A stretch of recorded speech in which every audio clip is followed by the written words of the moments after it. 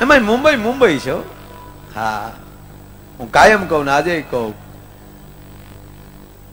આ નગરી જ એવી છે. અને એ નગરીમાં રહીને તમે જે બધા આ સંસ્કૃતિને જાળવી રાખી છે સાહેબ, એટલે આ બધાને હું વંદન કરું છું. એટલે છેલ્લી વાત કહીને મારે ભાઈને ઓસમાણભાઈને ફરીવાર મૂકવા કે વાત એ કરતો હતો, ભગવાન પાસે કોઈ દી માગવું નહીં, અને જ્યાં જવું ત્યાં એ પૂર્ણ તૈયારીમાં જવાનું.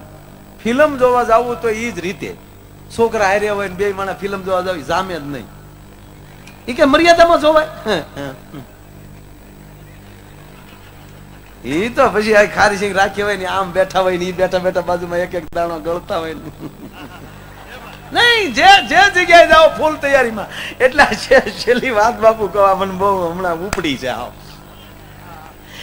એ કે પતિ પત્ની બે બેઠેલા ને આપણે તો આપણે ક્યારેક ક્યારેક તો એવા મૂડમાં હોય, બાજુ બેન કીધું હાલ ના ફિલ્મ જોયા હતા. એની ઘરવાળી કીધું હવે છોકરા મોટા થયા, ઘરે વગર પૈસાની ફિલ્મ ચાલુ થઈ.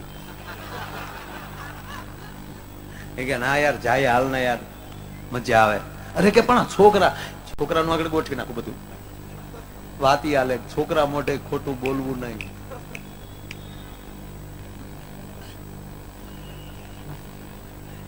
એટલે ઓલો પપ્પુડો ઉભો છો, પપ્પા આવીને કીધું છોકરાઓ કે હા પપ્પા, અમે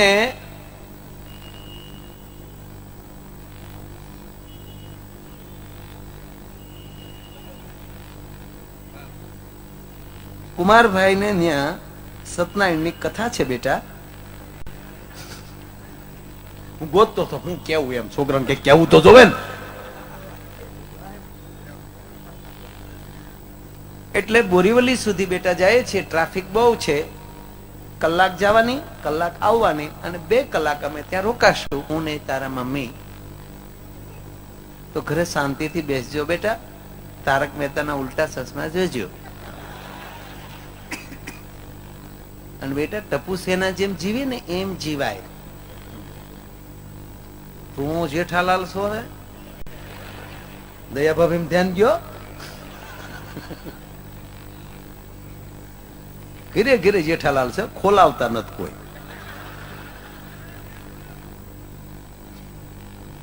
એટલે કીધું બેટા તોફાન ન કરતા શાંતિથી ઘરે બેસજો. ઓકે પપ્પા કાંઈ વાંધો નહીં, જાઓ તમ તારે. આ સત્યનારાયણ ની કથાનું કીન ગયા, એ નીકળી ગયા. પછી છોકરાએ પ્રોગ્રામ ગોઠવ્યો કે ભાઈ બા બાપુજી તો 4 કલાક આવવાનું નથી. તક ના તક હાલ ને આપણે ફિલ્મ જોઈ આવી. તો એના બાપ બધા ઇન્ટરમાં ભેગા થઈ ગયા. ઇન્ટરમાં લાઈટું છે તો હામી સીટે છોકરા બેઠેલા. કેલા ટપુડાવ તમે હતા કે હવે સત્યનારાયણ નો શીરો લેવા આવ્યા.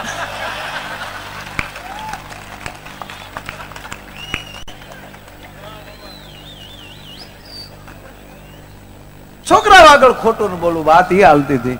અને ભાવ અને પ્રેમ અને લાગણી થી જેની સાથે રહેવું એને પરફેક્ટ રહેવું.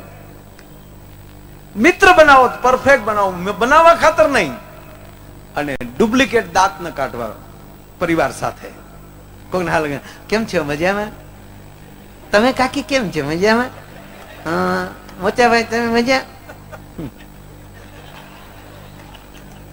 એવા દાંત કાઢવાય તો એર હોસ્ટેસ માં ભરતી થઈ જાવ. એમાં હોય નમસ્તે શું આપ્યું પાણી. ઈ તો પ્લેન માં હોય ત્યાં સુધી દાંત કાઢે, પછી બારણું ઉતરી જાય પછી ઓળખે નહીં, વેમમાં ન રહેતા ખરેખર. અને હું કાયમ કહું ને અત્યારે કહું, આ બેનો ભેગા થાય ને એટલે યોગેશભાઈ એક વાત કર્યા કે ન રે. પછી મવા ના હોય મુંબઈ ના હોય, પણ એક વાત તો કરે. આમ બેઠક લઈ લે ડીગુભા આમ, આપણે એમ લાગે કે આ વાતું અહીંયા સાપ હશે. અને પછી જે વાતો શરૂ થાય એમાં એક વાત તો આવે જ છે, તમારા ભાઈ માં જાજી બુદ્ધિ નહીં. લે હાસ્યું છો મારી માવું, હાસ્યું છો તમારે એકના ઈમાં નહીં, એક એના ઈમાં બુદ્ધિ નથી, એક એના ઈમાં હું તમારી ભેગો છું ભાઈ. હું જાહેરમાં કહું, આપણે પુરુષ જેટલા છે ને, જેટલા પુરુષ આપણે બુદ્ધિ વાળા છે જ નહીં. આપણે બુદ્ધિ હોય તો આ ઘોડા ચડીને જાય ગજરા લઈને ન્યા. આજે હામેલી હલવાણા છો. એ 500 જણાને લઈને જાવ છો, તલવાર લઈને જાવ છો, વળતા એકલી બેસી જાય ગાડીમાં.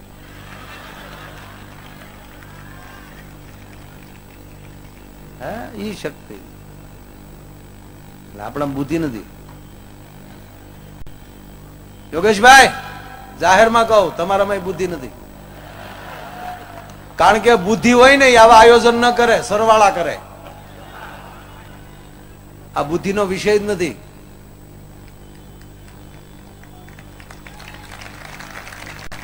બુદ્ધિ હોય તો સાહેબ આ ધંધા કરાય, સમાજ સેવા ના તેન. ઓનીનો દીકરો છે, હાલે દર વર્ષે અત્યારે કમાઈને કરતા 10 ગણું કમાઈએ કે માથે બજરંગદાસ બાવળિયાની કૃપા છે.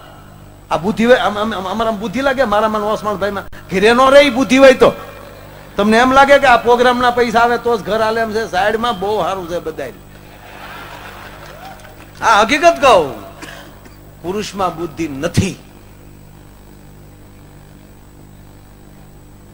બુદ્ધિનો અર્થ બીજી રીતે ન લેતા. બુદ્ધિનો કબજો આ દેશની માવુએ રાખ્યો છે. બુદ્ધિ ક્યારે ક્યારે હકારવી, ક્યારે શું કેવું, અને ક્યારે મારા દીકરાને કેવા સંસ્કાર બુદ્ધિથી રાખવા. અને એવા છોકરા દેશને આ જનેતાએ બનાવ્યા કે એ છોકરાઓમાં પછી બુદ્ધિ નથી જવા દીધી. બેટા, આ દેશની હાક પડે ને તો બુદ્ધિથી ન જોતો, દિલથી લાગી જશે. એટલે માથા પડ્યા, ધડ લડ્યા. જેને માથાનો ઉપયોગ નથી કર્યો, ધડ લડ્યા એટલે એકલા દિલ. આપણે છે દિલ વાળા છે, દિલ વાળા. ગમે અહીંયા લગાડીને બેઠા પાછા.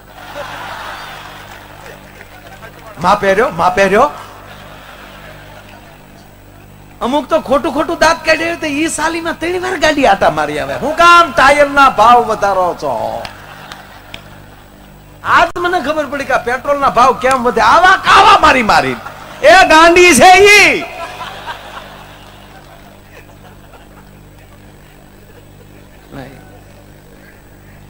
જીવો પ્રેમથી, ભાવથી અને હેતથી.